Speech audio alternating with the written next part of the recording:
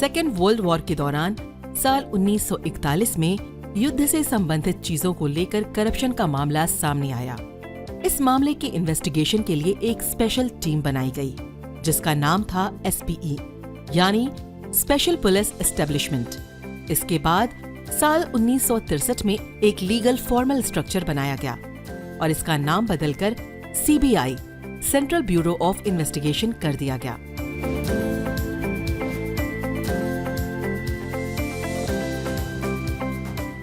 CBI सबसे powerful investigating wing है। इसकी सबसे बड़ी वजह यह है, CBI सीधे सेंट्रल गवर्नमेंट यानी हमारे प्रधानमंत्री को रिपोर्ट करती है। अगर किसी मामले को CBI इन्वेस्टिगेट कर रही है तो कोई सीनियर ऑफिसर या कोई भी और एजेंसी उनके बीच नहीं आ सकती है और न ही उन पर दबाव बना सकती है। CBI के इतिहास की बात करें तो CBI अब भारत सरकार की ministry of personal, pension and public grievance के तहत काम करती है और ये मंत्रालय प्रधानमंत्री कार्यालय के तहत आता है। ये याद रखें कि CBI एक्ट ऑफ पार्लियामेंट से नहीं बनी थी, बल्कि मिनिस्ट्री ऑफ होम अफेयर्स के एक रिजोल्यूशन के तहत इसका गठन हुआ था। शुरुआत में CBI को सिर्फ घूसखोरी और भ्रष्टाचार की जांच का ही अधिकार था, लेकिन 1965 से हत्या, किडनैपिंग, आतंकवाद, वित्तीय अपराध आदि की जांच भी CBI के दायरे में कर दी गई। वर्तमान में CBI के डायरेक्टर श्री सुबोध कुमार जायसवाल हैं, जिन्हें साल 2021 में 2 साल के लिए अपॉइंट किया गया था। CBI एक वैधानिक निकाय नहीं है।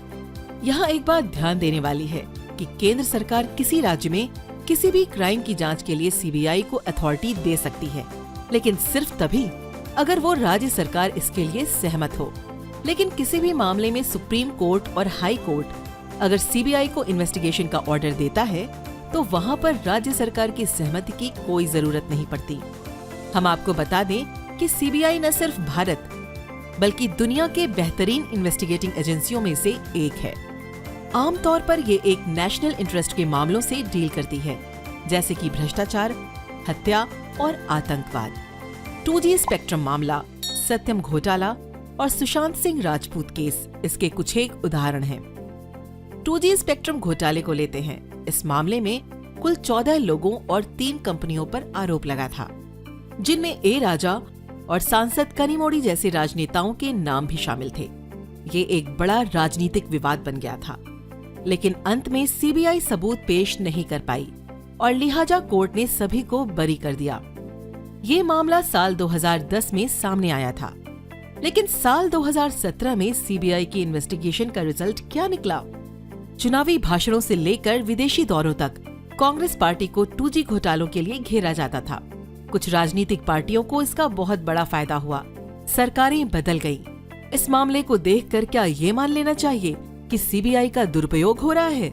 इससे DMK और कांग्रेस का नाम बहुत खराब हुआ था। आम जनता के मन में वो दोषी बन गए थे, भले ही अंत में कोर्ट ने उन्हें क्लीन चिट दे दी। ऐसा ही सुशांत सिंह राजपूत के मामले में देखने को मिला। आखिर क्यों CBI की इन्वेस्टिगेशन का कोई रिजल्ट नहीं आ रहा? सेंट्रल विजिलेंस कमीशन की रिपोर्ट के अनुसार साल 2022 तक लगभग 6,700 भ्रष्टाचार के मामले अदालतों में लंबित थे। इनमें से कुछ मामले तो 20 साल पुराने हैं। इसी वजह से कई ऐसे मामले सामने आए हैं जिनमें लोग सालों जेल में बंद रहते हैं और अंत में आरोप साबित न होने की वजह से उन्हें बरी कर दिया जाता है। चाहे कोई पार्टी या कोई भी व्यक्ति हो, आरोपों की वजह से समाज में उनकी छवि खराब होती है। उसकी जिम्मेदारी आखिर किसकी है? विपक्षी दलों का कहना है कि सरकार अक्सर गलत कामों को छिपाने और राजनीतिक विरोधियों को दूर करने के लिए CBI का इस्तेमाल करती है। CBI की पब्लिक के लिए जवाबदेही थोड़ी कंफ्यूजिंग लगती है। ऐसा इसलिए क्योंकि राइट टू इन्फॉर्मेशन एक्ट से इसे छूट मिली है, यानी अगर किसी मामले के बारे में CBI से कुछ जानना चाहते हैं तो आप RTI का यूज नहीं कर सकते। CBI PMO के अंडर आती है, इसीलिए इसकी इन्वेस्टिगेशन का सवालिया होना देश के लोकतंत्र के लिए सही नहीं है। इसके स्वतंत्र होकर काम करने की वजह से ही लोग इस पर भरोसा करते हैं। इसके कामकाज को निष्पक्ष और ट्रांसपेरेंट बनाया जाना चाहिए। कैग और इलेक्शन कमीशन जैसी दूसरी संस्थाओं की तरह CBI का अपना कोई लॉ नहीं है। अगर इसे एक वैधानिक स्टेटस मिल जाता है तो उसका ये फायदा होगा तो सीबीआई भी स्वतंत्र होकर अपने कानूनों के तहत काम कर पाएगी।